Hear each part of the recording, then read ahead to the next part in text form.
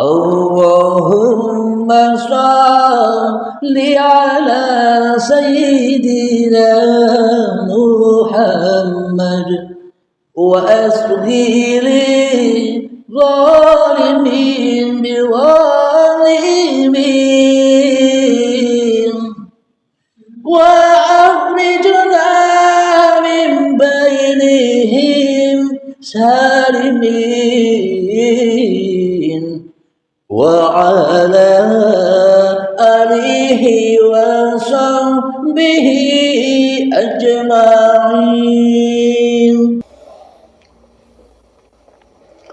Karena selama ini sebelum kenal Allah, hambanya ini mati.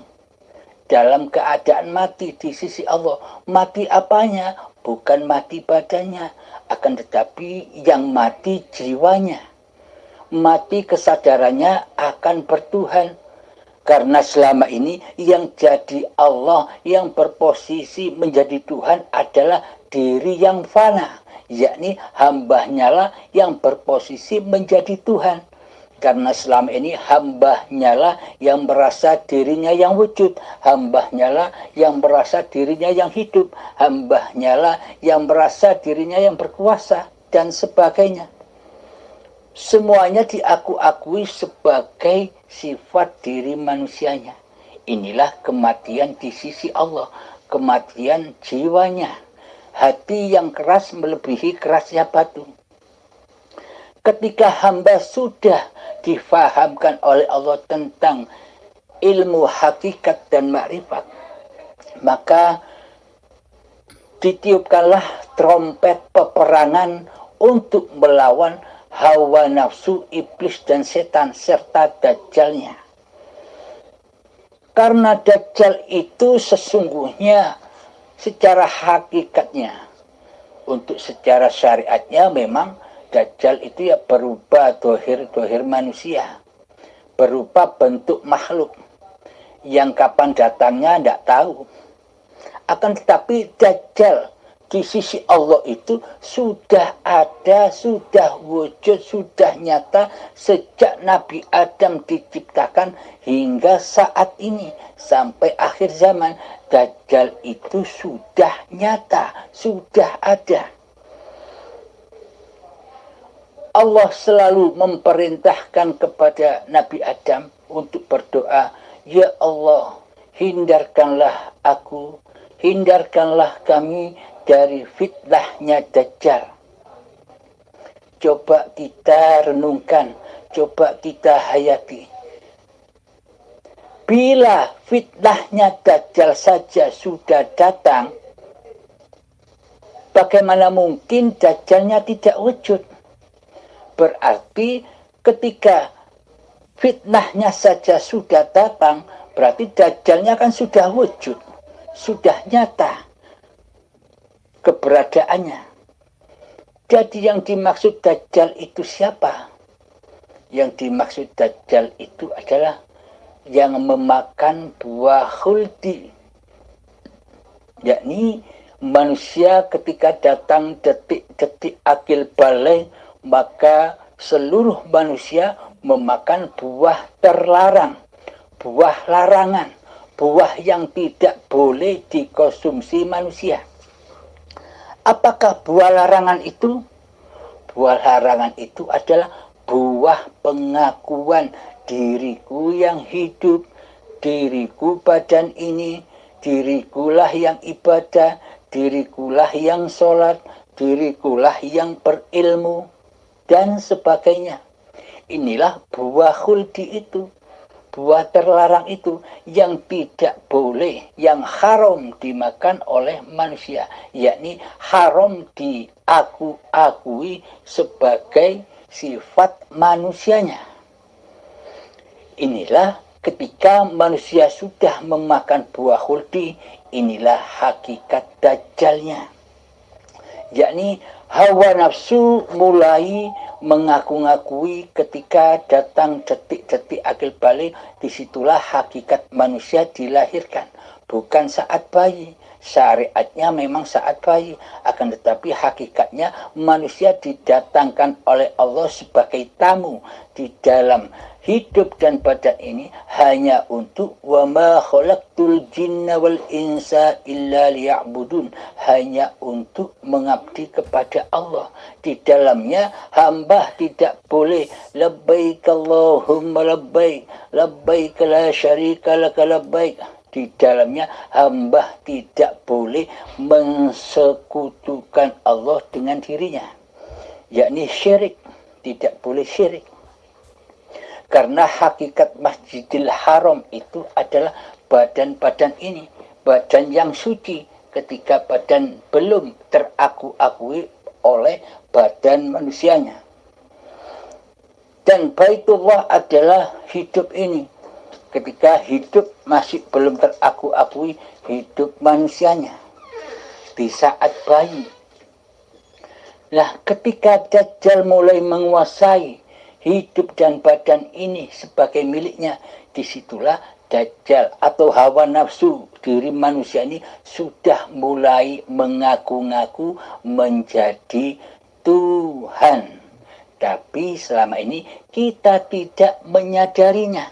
Karena selama ini hati kita dibutahkan oleh Allah. Hati kita selama ini buta.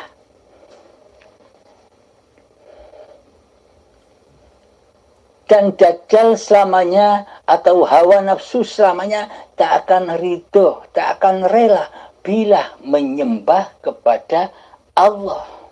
Maksudnya selamanya Dajjal, selamanya hawa nafsu ini beribadah dan sholatnya pasti lil nafsi. Praktek hatinya li nafsi, bukan lillahi ta'ala. Karena selama ini seluruh ibadah dan sholatnya masih teraku-akui sebagai sholat dan ibadah hambanya yang merasa bisa melakukannya. Inilah yang dimaksud Dajjal. Fitnah-fitnahnya Dajjal itu yakni hati selalu mensekutukan Allah dengan dirinya. Dajjal itu matanya satu. Mata hati dan mata dohirnya sinkron, bersatu, yakni selalu memandang dunia, memandang diri manusianya. Jadi Dajjal itu mata hatinya picek. Jadi di syariat digambarkan matanya ada dua, tapi yang satu buta. Yang dimaksud buta itu buta mata hatinya. Karena mata hatinya buta akan Tuhannya. Karena dirinya selalu ingin jadi Tuhan. Seolah-olah dialah yang menguasai segala bentuk tindak lakunya badan. Inilah yang dimaksud hakikatnya Dajjal. Siapa? Yakni diri kita sendiri ketika kita masih berkedudukan mentuhani hidup dan badan ini. Sebelum kita mengenal Allah yang maha hidup. Dan siapakah setan itu? Setan dan iblis itu katanya mayoritas manusia, katanya mayoritas ulama, mayoritas ustadz, semuanya kebanyakan bilang bahwa iblis dan setan itu gaib. Gaib keberadaannya, yakni makhluk gaib. Memang gaib karena tidak tampak, karena tidak ada bagi diri manusianya. Namun bagi manusia yang sudah dibukakan oleh Allah mata hatinya, maka nyatalah, maka wujudlah, maka tampaklah iblis dan setan itu wujud zatnya. Siapa sebenarnya iblis dan setan itu? Di dalam Al-Quran sudah seringkali Allah menyatakan di dalam firman-Nya bahwa sesungguhnya iblis dan setan itu adalah musuh-musuhmu yang nyata. Bukan yang gaib, yang nyata kata Allah. Jadi siapakah hakikat iblis dan setan itu? hakikat iblis dan setan itu tak lain dan tak bukan adalah diri manusia kita sendiri yang selama ini mentuhani hidup dan badan ini, yang merasa menjadi pemilik hidup dan badan. Inilah yang dimaksud iblis dan setan. Ya Abdul Halimnya inilah iblis dan setan. Ketika Abdul Halim ini masih merasa diri Abdul Halimnya yang wujud, masih merasa diri Abdul Halimnya yang hidup, diri masih merasa Abdul Halimnya yang bisa sholat, yang bisa ibadah, yang bisa bekerja, yang bisa naik motor, yang bisa ke sawah, yang bisa ke dapur untuk memasak. Selama diri manusia kita mengaku-akui bahwa diri manusianya lah yang berkuasa atas seluruh tindak lakunya badan, inilah yang dimaksud iblis dan setan, yang selalu mengaku-ngakui menjadi penguasa di dalamnya. Maka iblis dan setan ini selamanya tak akan mau, tak akan rela, tak akan ridho bersujud kepada Adam. Yakni yang dimaksud Adam ini bukan Nabi Adam sosok manusianya. Yang dimaksud Adam itu kan artinya tidak ada. Maka dari itu hawa nafsu, dajjal, iblis dan setan, 4 sekawan ini tidak akan rela bahwa bila dirinya dikatakan tidak ada. Karena iblis, setan, hawa nafsu ini selalu mengaku-akui bahwa dirinya lah yang ada, dirinya lah yang wujud, dan Allah digoibkan. Jadi iblis, setan, hawa nafsu dan dajjal ini selamanya tidak rela, tidak ridho bila ada kekuasaan Allah di hatinya.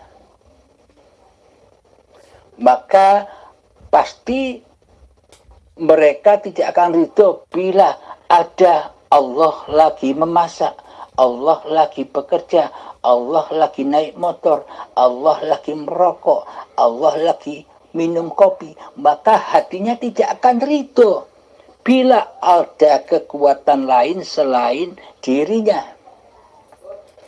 Karena apa? Karena katanya Allah itu tidak serupa dengan makhluknya.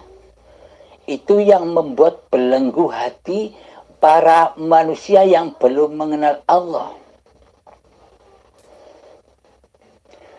Karena selama ini kita hanya memandang makhluk, kita memandang dohir, kita memandang badan, kita luput memandang yang laisa kamislihi syai'un, yakni kehidupan ini, yakni hayatullah. Bila kita sudah bisa memandang, bila kita sudah bisa menyaksikan Allah, maka yang mengadakan, maka yang mewujudkan segala sesuatu, tingkah lakunya badan ini, ya Allah itu sendiri. Karena selama ini kita tak bertuhan, melainkan mentuhankan badan-badan manusia kita sendiri yang merasa kuat, maka tidak akan ridho dan rela bila ada Allah yang menguasai badan-badan manusia ini. Jadi belenggunya adalah di dalam kehidupan. Selama hidup ini masih teraku-akui oleh hidup dajjalnya, hidup setannya, hidup iblisnya, hidup hawa nafsunya, maka selamanya hamba tidak akan bisa pernah menyembah Tuhannya, mengabdi kepada Tuhannya. Hambanya tidak akan rela dan ridho kembali kepada keadamannya, ketiadaannya. Maka dari itu Allah hanya memberi hidayah dan rahmatnya kepada mereka-mereka yang dikehendaki oleh Allah. Demikian sahabat. Jadi pada intinya iblis dan setan itu ya kita sendiri. Nah, nyata bukan Abdul Halim atau Anda sendiri badan Anda kan nyata. Itulah setannya. Maka harus kita perangi. Maksudnya kita tiadakan, kita goibkan diri kita di dalam laku zuhud kita, di dalam laku hening kita, mengheningkan cipta-cipta diri manusianya. Kita goibkan kewujudan diri manusia kita seperti layaknya kita menggoibkan Allah. Nyatakanlah Allah, goibkanlah diri kemanusiaan kita. Bahwa sejatinya hakikat diri manusia kita adalah fana, adam, dan mati. Disitulah tempat manusia kembali ke asalnya. Adam kembali ke Adam. Wal awwalu wal akhiru, dialah Allah yang maha wujud, yang maha hidup, yang awal dan yang akhir. Maka nampaklah, maka jelaslah, maka nyatalah siapakah malaikat-malaikat itu dan siapakah setan-setan itu bagi hamba yang sudah kembali ke adamanya, bahwa yang wujud hanya la maujudan illallah. Demikian sahabat. Bismillahirrahmanirrahim. Assalamualaikum warahmatullahi wabarakatuh. Jadi alhamdulillah, setelah saya mendengar ceramah daripada Mas yang berkaitan dengan sosok para malaikat, iblis, dan setan ataupun nafsu. Jadi saya dapat tanggapi bahwa semuanya ini adalah bersumberkan kepada hidup itu, ya, yang dikatakan hayatullah tadi. Artinya sesebutan seperti Jibril, Mikail, Israfil, Israel itu hanyalah pada asma Allah itu sendiri, yaitu pada nama. Tapi hakikatnya dia hanya adalah nama, tapi dia sebenarnya bersumberkan daripada hidup itu sendiri, yaitu hayatullah. Jadi itu lebih kuranglah berkaitan dengan para malaikat tadi, tentang tugasnya membawa rezeki, menyampaikan wahyu. Jibril, Mikail membawa rezeki, Israfil meniup sangkakala, dan Israel itu mencabut nyawa. Kemudian mengenai dengan nafsu pula. Nafsu itu juga yaitu yang ada kaitan dengan keingkaran kita dengan Allah, yaitu sifat keakuan diri itu sendiri. Termasuklah iblis dan setan, itu adalah rangkaian daripada keakuan diri, yang semuanya itu, nama-nama yang disebut itu semuanya bersumberkan kepada hidup itu sendiri, yang mana nama-nama ini didatangkan oleh Allah SWT, dicipta oleh Allah SWT sebenarnya untuk menguji kehidupan manusia itu sendiri. Jadi yang penting di sini adalah kesadaran kita bahwa semuanya itu adalah datangnya daripada hidup ataupun hayat, yang dikatakan hayatullah. Itulah yang dapat saya tanggapi ataupun saya dapat pahami daripada apa yang diterangkan tadi berkaitan dengan malaikat, iblis dan setan, juga nafsu. Terima kasih. Wabillahi taufiq wal hidayah. Assalamualaikum warahmatullahi wabarakatuh. Waalaikumsalam warahmatullahi wabarakatuh. Allahumma salli ala Sayyidina Muhammad wa asli li zalimin biwalimin wa akhrijna min bainihim salimin وعلى آله وصحبه أجمعين